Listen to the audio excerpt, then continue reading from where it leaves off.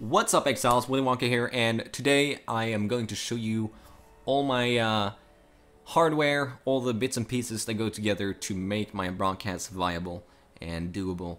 So I'm gonna be going through my computer case, my hardware, mouse, keyboard, monitors, everything.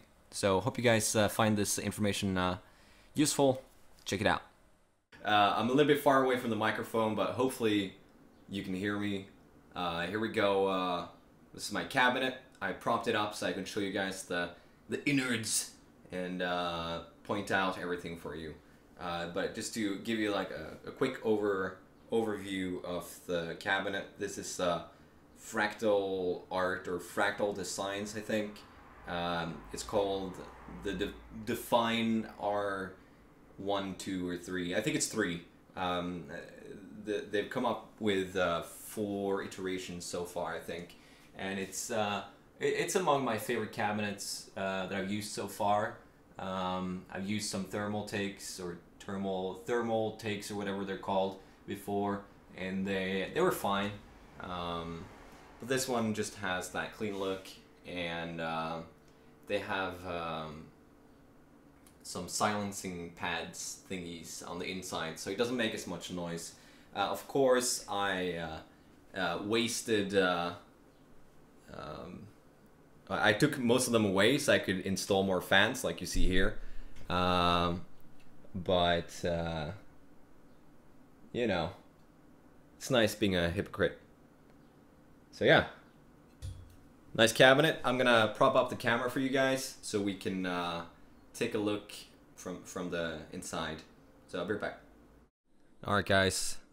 Now you got a pretty good angle here, and you get to see a point of view that you normally don't see. You can see my feet, 2 different socks. That's how I roll, all accidentally, of course. But let me just remove the thumb screws. That's a nice thing about this cabinet, but that's mostly normal nowadays anyway. So you can just tap this one out. I'm just gonna place it in my couch over here. There we go. Oh shit!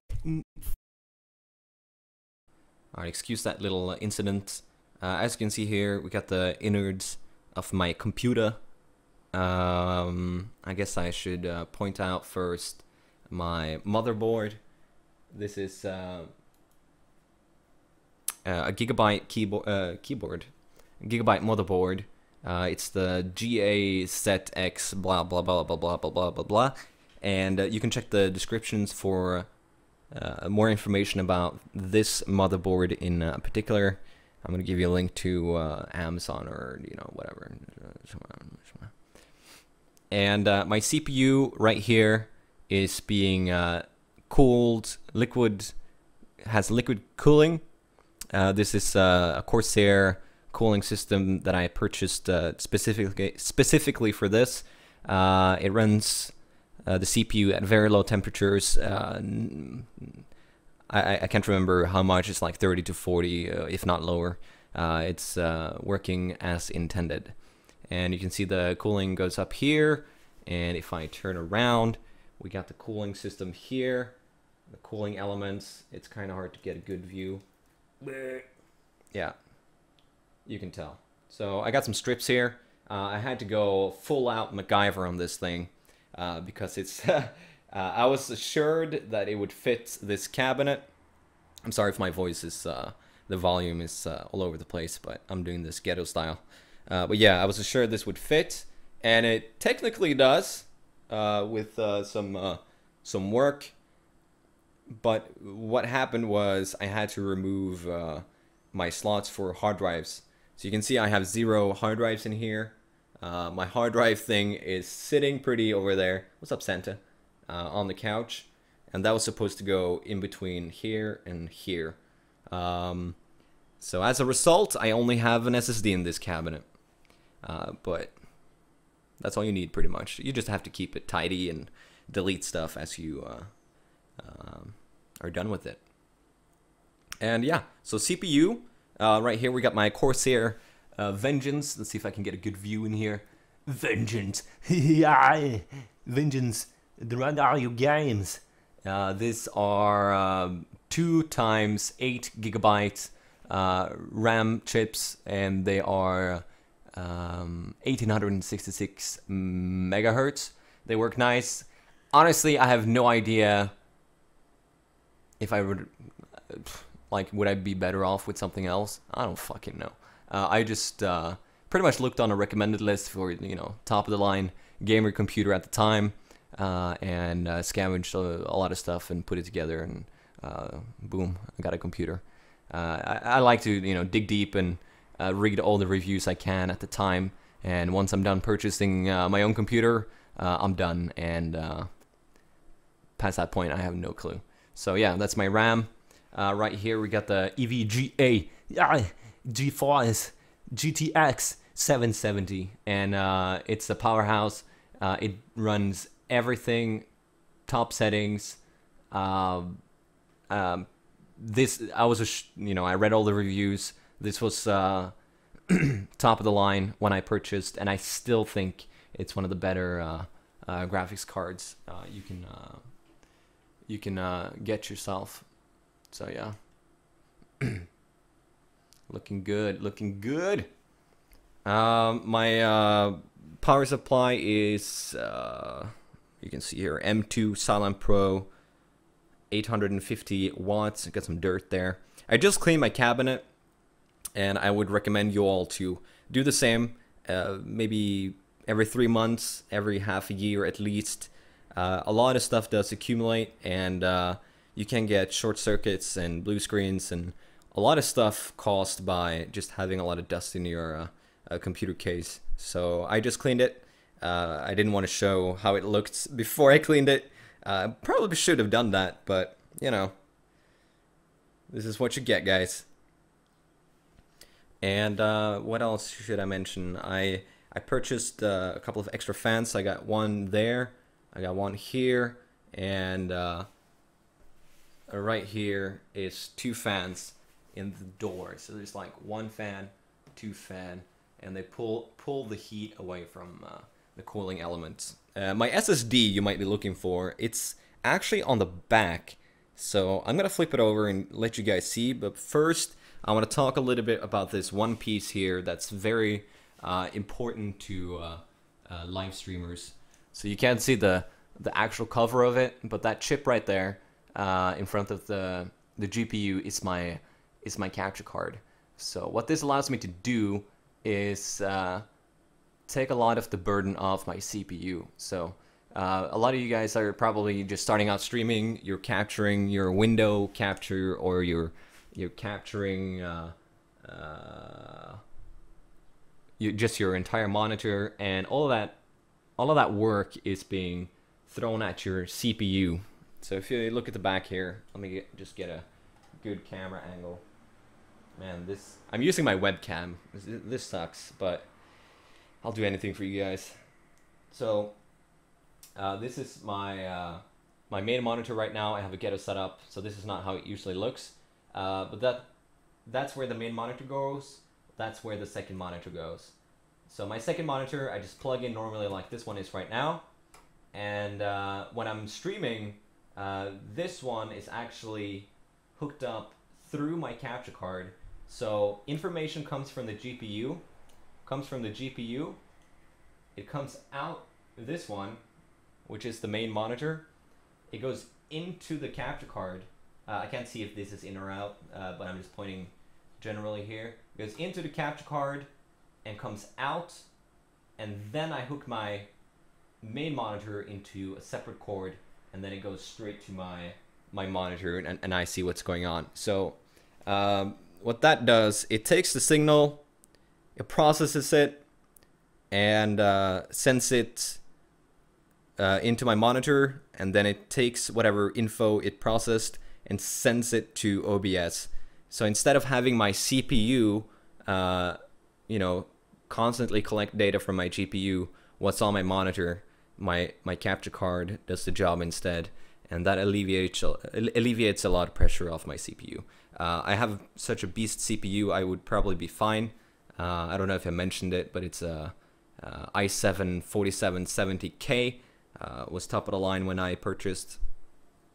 And yeah, you don't have to get a capture card.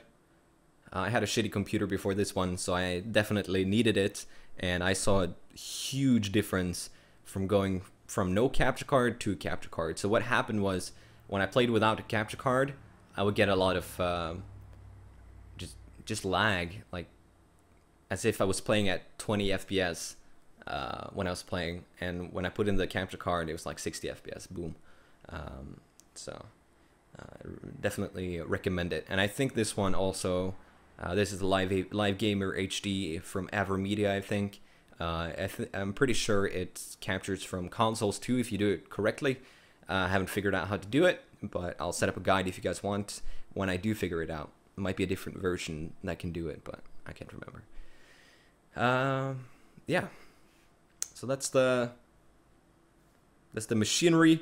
I'm gonna flip it over and show you guys the hard drive, and then we'll take a look at my other stuff. What's up, guys? So you got my SSD there. It's a Samsung 256 gigabytes Pro Series. Wouldn't want amateur or scrub series, so we went with the Pro Series. It's extremely fast. Everything loads instantly pretty much, and it's pretty important if you want to play Path of Exile, because an SSD will increase your loading times by a lot. If you don't have an SSD in your computer, I can guarantee it that purchasing and installing an SSD is going to be the single best upgrade you could ever get for your computer. So I highly recommend getting one. You don't have to buy such a good one that I purchased, but it's not that expensive, so I would go ahead and do it anyway. Yeah, and I got some nice cable management there. Hope you guys appreciate it. Alright, so you've already seen some of my hardware, my computer case and all that. So I guess I'll show you some of my other stuff that I use. My mouse actually is a Logitech MX518, I think. Yeah, MX518, and this is a mouse I've been using quite a lot for probably like 5 to 6 plus years now. You can see that like it's being worn down here. If you see here, it's like plastic being worn down. It fits perfectly in your hand, which is important. You see, just put my hand over like a glove. So I'm very, very happy with this mouse. I would instantly buy a new one if this one broke. I did purchase the Razer Mamba, but it didn't fill my hand just like this one does, and it had some issues with double clicking, which can be very annoying. Like you click on a file and it opens it instead of just marking it, stuff like that. So that's my mouse. My headphones are Sennheiser. Oh my god, the screen in the background.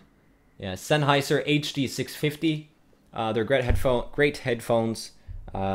Super squishy and comfortable pads.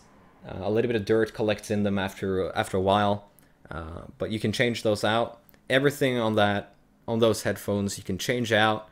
Order new ones from Sennheiser. They have good spare parts that you might require. Like my cord broke, I just ordered a new one. Boom, done. They're fairly expensive. I think they're around $500 in Norway, so probably like $350, $400 in America. They do require a dedicated sound card or an external headphone amplifier, because they require a little bit of extra juice to run smoothly, and the integrated digital to analog converter in your motherboard is complete trash, shit tier hardware. So if you get good headphones, they deserve an amplifier. I can put a link for that in the description. A mouse pad that I like is the SteelSeries one. This is just a felt cloth mouse pad. This is my second one so far of this version. It's huge, you know, I can play Quake with lowest sensitivity here and be fine. They get dirty after a while, and you'll have to wash them. If you wash them, they get kind of ruined, so I usually just buy a new one. Yeah, that's up to you. My keyboard is a Noppoo Choc Mini. This is probably the best keyboard I've ever had. What I really like about it is it doesn't have a numpad. So normally if you had a regular keyboard, like your mouse would stop there. And that doesn't happen with this keyboard. So you got a lot more mouse space. All of the keys are condensed together. So in between the function keys and the numerical keys, there's no space. So if you have macros binded to your function keys, your left hand doesn't have to travel as far. Also, you can disable the Windows keys. Yeah, a lot of cool stuff. Yeah, you just have to get used to it. Like the enter key is small, which I hate, but I got used to it. The arrow keys and everything down there, like page up and home, they're just bunched up together, but you get used to it. So I recommend it. These keys have the red cherry MX, whatever they're called, keys. And that means that it has a constant pressure required to be pushed down. So there's no fluctuation during the key press. You press down, you know, down, down, down, down, and up. And both ways is the same amount of pressure required. If you get the MX Blues, for example, they have different pressure on the way down, different pressure on the way up, and blah, blah, blah. So it's not as consistent, and it's harder to memorize how much you should push. Like sometimes I like to push just a little bit, not all the way down, because I remember where it takes my input. And it's mechanical keys, so it just feels great. It's not this squishy, shitty rubber. If you've tried mechanical and rubber, you'll know the difference. So yeah, that's a pretty cheap keyboard. You can get it on eBay, Amazon, I'm sure. I'll put a link in the description. You can get the MX Black or whatever. The black keys have the same pressure required. I mean, they work the same as the red ones, but they require more pressure. So if you like keys that require a little bit of force to be pushed down, the black ones are for you.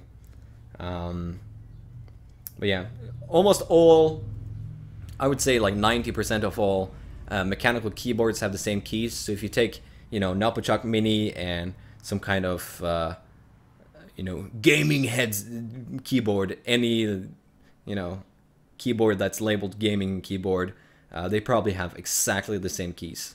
There's like one company in China that produces all of them. So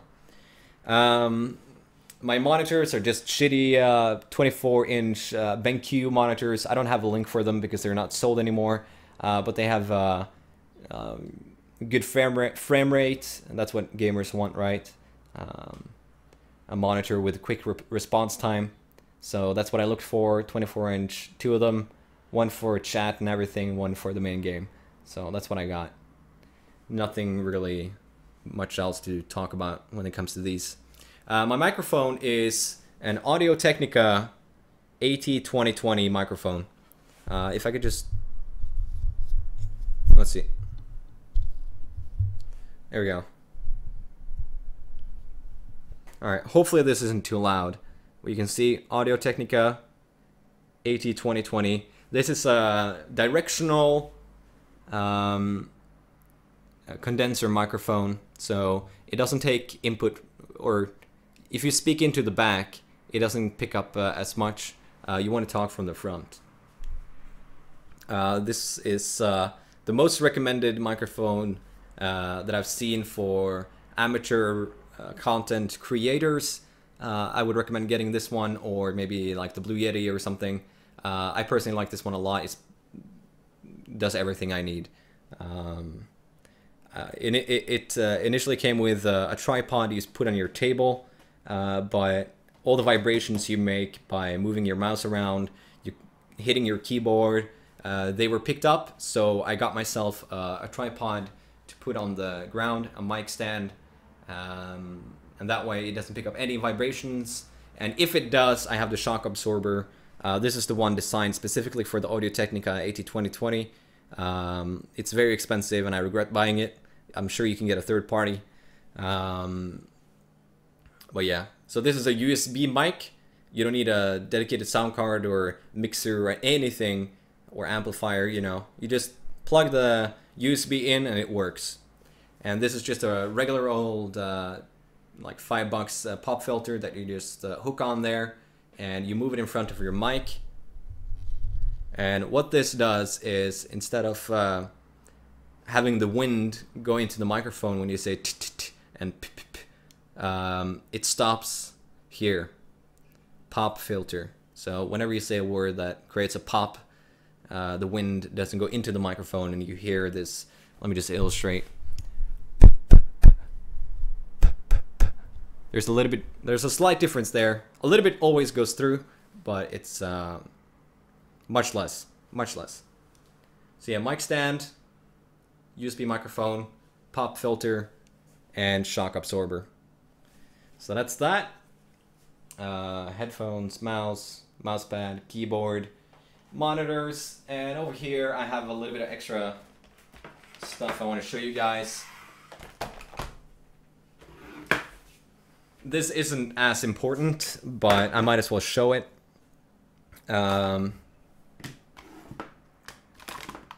This is a Wacom. I just say Wacom in Norwegian. I don't know how to pronounce it in English. You see, Wacom. So a Wacom tablet. This plugs in via a USB, and you can draw on it just like you would on paper. I use this to make my graphical design stuff, my layouts, everything that I use on the stream I've made here. It's not that expensive. This is like A5 size. You could probably get a smaller one for cheaper. Not at all a requirement. You can make most of your layouts and stuff with your mouse. But if you like drawing and stuff, why not get one of these and play around in Photoshop. This is my GameCube controller adapter. That's what I use for playing Super Smash. You can get this on eBay or Amazon. Once again, link in the description. Plugs in with the USB and you connect there. And it works with third-party and original GameCube controllers. But for most games I play on Steam or on my computer that are console games originally, I use Microsoft wireless controller adapter. This is a third-party one. You can get that on the interwebs for fairly cheap, like 15 bucks or something. The third-party one takes a little bit of extra effort to install, but I'm sure you guys can find the tutorials on that on YouTube. And of course, GG button, ggbutton.com, $5. Gotta have it. Gotta have one of those. And last but not least, we got the Bacon Ace. It holds my mouse cord in place, so when I start tugging on it, you know, it stops and it doesn't fall behind the desk and gets annoying. That's it. Video done. Hopefully all of you who requested this video got the information you needed, and maybe it helps you with your own stream. This was all filmed on my Logitech C920 webcam, which is great for a face cam on a stream. Not so much when you require moving the camera around and filming details. But I think it went pretty nicely considering the tools I had at my disposal. I use OBS for my streaming, and I can't fit any footage of me setting it up in this video. But if you guys would like me to make a video just for that, I'll do that in the future, no problem. I got a lot of experience with XSplit and OBS, and I can tell you why you should use OBS over XSplit and how to set it up to get the best results and best quality on your stream. You do require a little bit of like a decent PC for it to work, though. With the settings, I'll recommend. If you have a shitty computer, I can't really help you because you'll have to fine-tune it for your own setup, but that's for another time. So let me know in the comments if you would like an OBS video, if this was good enough, or if I'll have to remake this entire thing. I hope not. So yeah, if you like what I do, follow me on YouTube, follow me on Twitch, tune into the chat, say hello, nothing would make me happier. And I hope you guys have a great day, stay safe, peace out!